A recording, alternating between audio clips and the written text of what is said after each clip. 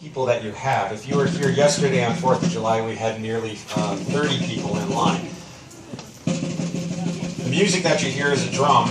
They were the musicians of the fort. They were the timekeepers of the fort. They knew the time, and they knew when and what to play. Different tunes told the soldiers they needed to do different things. The first one you heard 5 minutes ago was drummer's call. That's a 5-minute warning. There you just heard assembly. The sergeant, the one carrying the musket, different than the others, is practicing drill. That's what the soldiers needed to do. How to be an infantry soldier.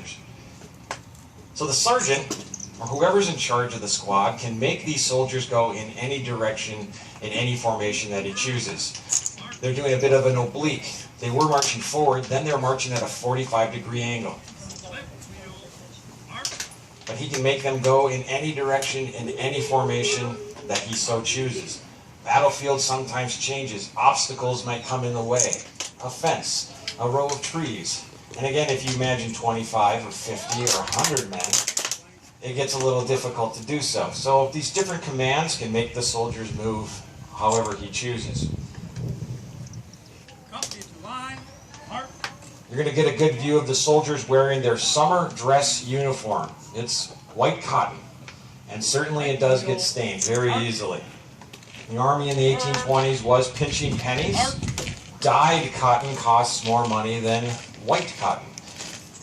It did get dirty. The Army allowed for it to get a little bit, but there were laundresses at military forts. If you haven't had a chance to talk with our laundress, she's over there at the end of married quarters. You can talk to her. She'll tell you what her life was like. I am wearing the dress uniform.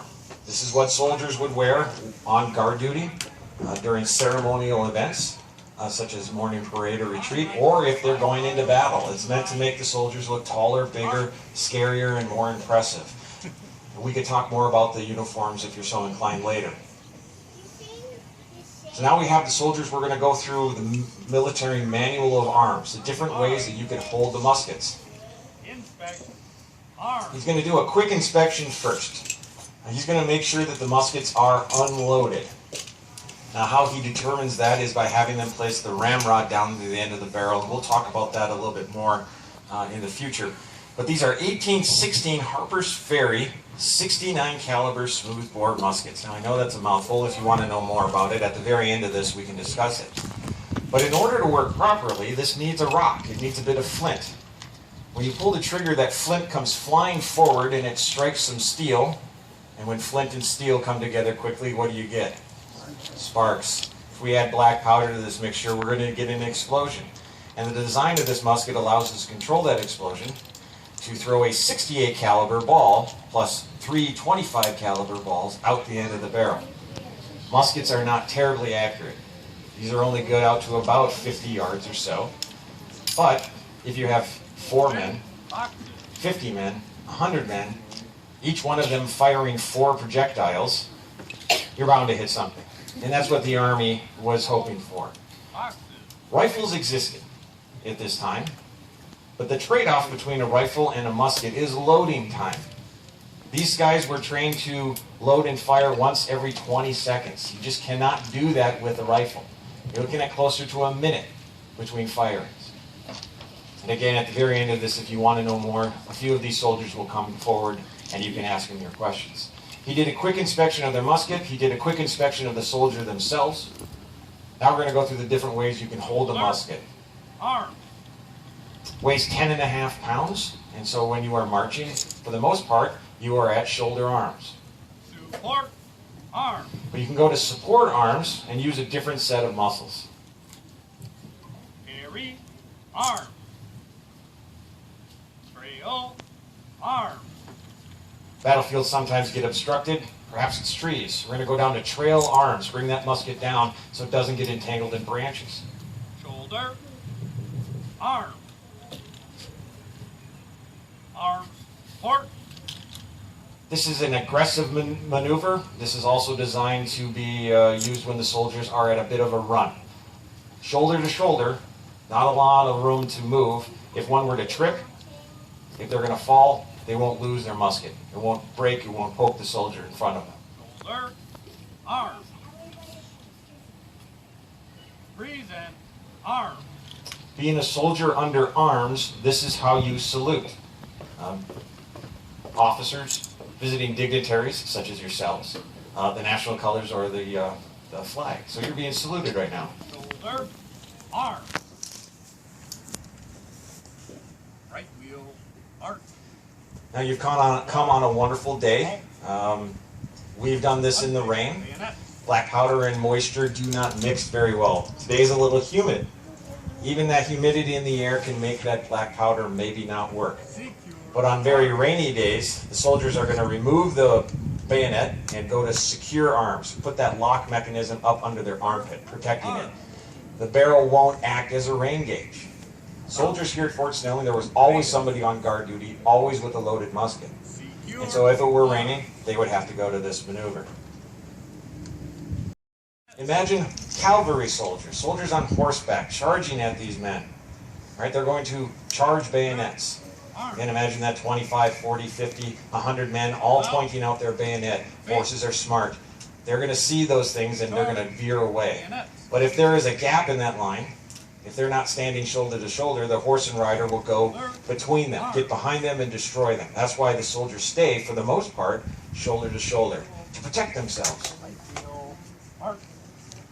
But they didn't always fight shoulder to shoulder. Some of the soldiers in the regiment would have been trained in light infantry tactics.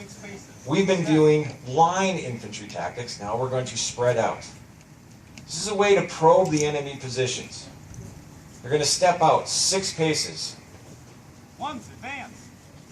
And the soldiers will advance. They've been given a number, and then a bugle, or a drum, or a fife, or by voice command, they'll leapfrog across the battlefield.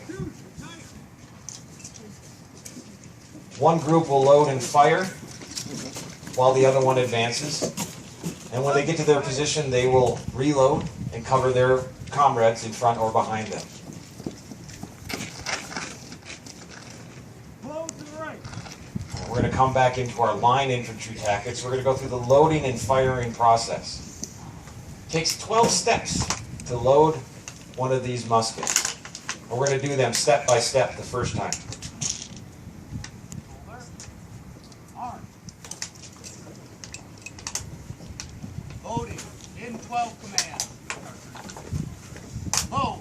We'll bring that musket down so they can see the lock mechanism. They're going to open the pan. This is a small little bowl that holds a small amount of powder. Cartridge.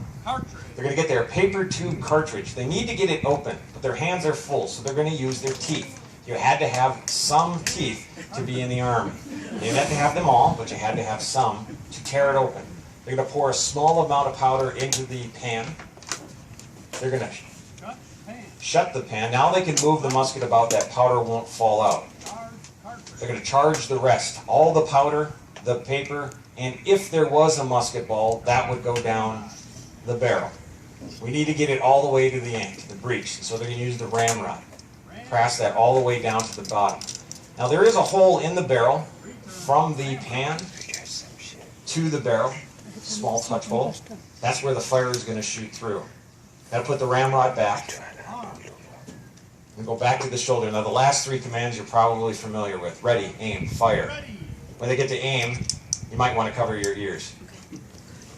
Aim. Fire! Not a bad volley. That's what we like to hear. Should sound like one musket going off. Loading in quickest time. Now we're not going to go through it step by step. Which of these soldiers will be done first? No wagering, however. 5, 6, 7, 8, 9, 10, 11, 12, 13, 14, 15, 16, 17, 18, 19, 20.